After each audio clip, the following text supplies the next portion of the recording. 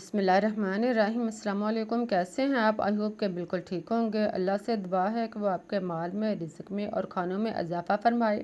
प्यारे प्यारे बहन भाइयों, आज हम कच्ची सब्जियों के बहुत ही मज़ेदार और कच्ची कबाब बना रहे हैं, जिनको आप बनाकर ना सिर्फ इनके मज़े से लुत्फ़अंदोज़ हो सकते हैं, बल्कि आप इनको बनाकर देर तक महफूज भी कर सकते हैं। तो आइए शुरू करते हैं अपनी आज की रेसिपी। इसके लिए हमें सबसे पहले चाहिए गाजर, दूध।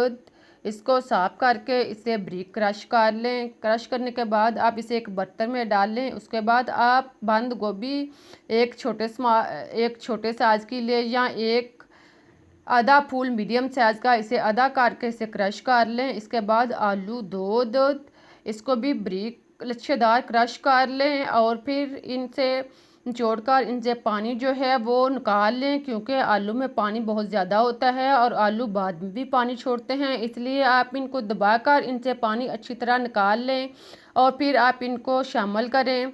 आलू डालने के बाद आप एक अदद शिमला मिर्च इसको बारीक काट लें। शिमला मिर्च कटे हुए डालने के बाद आप एक अदद प्याज लार्ज साइज का इसको चॉप कर लें या कटर कर लें। इसके बाद आप इसमें शामिल करें। प्याज डालने के बाद आप मटर आधा कप इसको बॉयल कर लें, क्योंकि मटर सख्त होते हैं, इसलिए इनको पहले आप हाफ़ बॉयल कर लें, फिर इसमें शामिल करें ताकि इसमें इसको मिक्स करने में आसानी हो। इसके बाद आप चिकन एक पाव लें, इसे उबाल लें, थोड़ा सा नमक डालकर आप इसे उबाल लें और इसे रेशादार या लच्छादार बना लें। चिकन डालने के बाद आप दूध, हरी मिर्च इसमें शामिल करें। इसके बाद हरा धनिया कटा हुआ शामिल करें।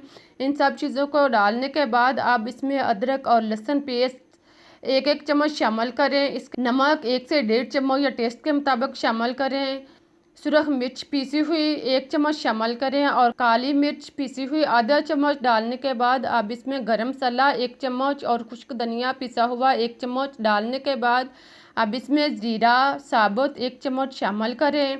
इन सब चीज़ों को डालने के बाद अब आप इसमें चिकन पाउडर 1 चम्मच शामिल करें। चिकन पाउडर डालने से आप इनको देर तक महफूज कर सकते हैं। चिकन पाउडर डालने के बाद अब आप इसमें सोया सॉस 1 चम्मच और सिरका 1 चम्मच डाल लें। इसके बाद आप बेसन 1 कप लें। बेसन को डालने से पहले आप इसे फ्राई पैन में थोड़ा सा गर्म कर लें, इसे भून लें, इसे 2-3 मिनट तक फ्राई करें। जब इससे खुशबू आने लगे और इनका कलर चेंज हो जाए तो आप इस चूल्हा बंद कर दें और फिर आप बेसन को इसमें शामिल करें।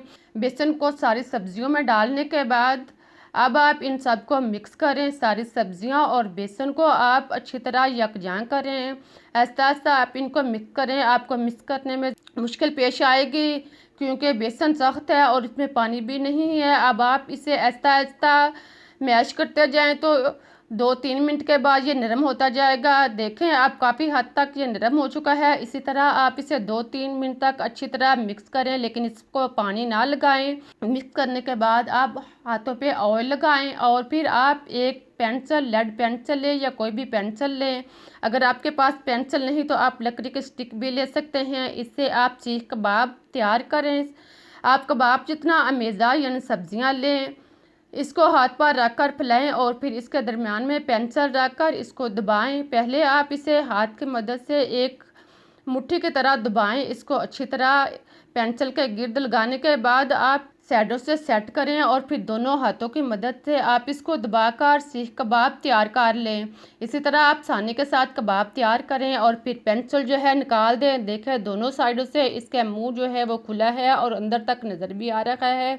इसी तरह आप सारे कबाब जो हैं वो तैयार कर लें। कबाब को तैयार करने के बाद आप कुछ कबाब जो है महफूज कर सकते हैं। महफूज करने के लिए आप इसको पहले 1 घंटे के लिए रेफ्रिजरेटर में रख दें, ताकि ये थोड़े सख्त हो जाएं और सेट करने में यानी महफूज करने में आसानी हो। इसके बाद आप एयर लॉक डिब्बा लें। डिब्बा इतने साइज़ का होना चाहिए जिसमें कबाब जो हैं वह आसानी के साथ रखे जा सकें और टूटे ना। अब आप इसके नीचे कबाब यानी इसके सतह पर कबाब रखें और फिर आप इसके ऊपर, अगर आप ऊपर वाली सतह पे भी कबाब रखना चाहते हैं तो इसके ऊपर पेपर रख लें और फिर इसके ऊपर कबाब जो है सेट करते जाएं। इसी तरह आप पेपर के ऊपर जो है कबाब रखें। सारे कबाब इसी तरह रखने के बाद इसके ऊपर फिर पेपर रखें और इसका ढक्कन जो है वो बंद कर दें। इसे लॉक करके आप जितनी देर चाहें आप इसे महफूज कर दें। आप इसे रेफ्रिजरेटर में रखें। जब आपका मूड हो या आप उसका ज़ायके से लुत्फ़अंदोज़ होना चाहते हो तो आप इसे निकालें, साने के साथ फ्राई करें और इससे मज़े से लुत्फ़अंदोज़ हो। अब मैं आपको कुछ कबाब जो है वो फ्राई करके दिखाती हूँ ताकि आपको फ्राई करने में मुश्किल पेश ना आए और आपको आइडिया भी हो जाए।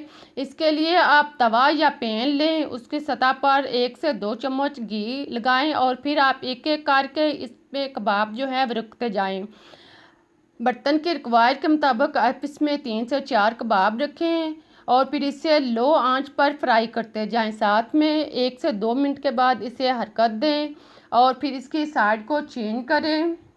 जब ये एक साइड से ब्राउन हो जाए तो फिर इनको चेंज करें और दूसरी साइड से भी इनको अच्छी तरह ब्राउन करें। लेकिन ख्याल रहे कि इस दौरान चूल्हा जो है वो बिल्कुल धीमा होना चाहिए। इन्हें तेज़ आंच पर हरगिज़ फ्राई ना कर, वरना ये ऊपर से जल जाएंगे और अंदर से कबाब जो हैं वो कच्चे रहेंगे। इनको आप लो आंच पर 3 से 4 मिनट तक फ्राई करें। फिर आप इन्हें निकाल लें। देखें कबाब जो है वो चारों साइड से अच्छी तरह ब्राउन हो चुका है।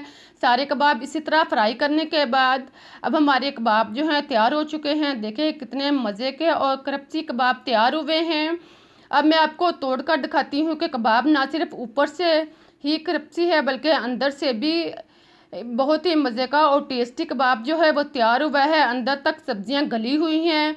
आई होप कि आपको मेरी रेसिपीज़ बनाने का, कबाब बनाने का तरीका अच्छा लगा होगा। आप एक दफ़ा ज़रूर ट्राई करें। आप इनको खुद खा सकते हैं, बच्चों को दे सकते हैं, मेहमानों के लिए बना सकते हैं।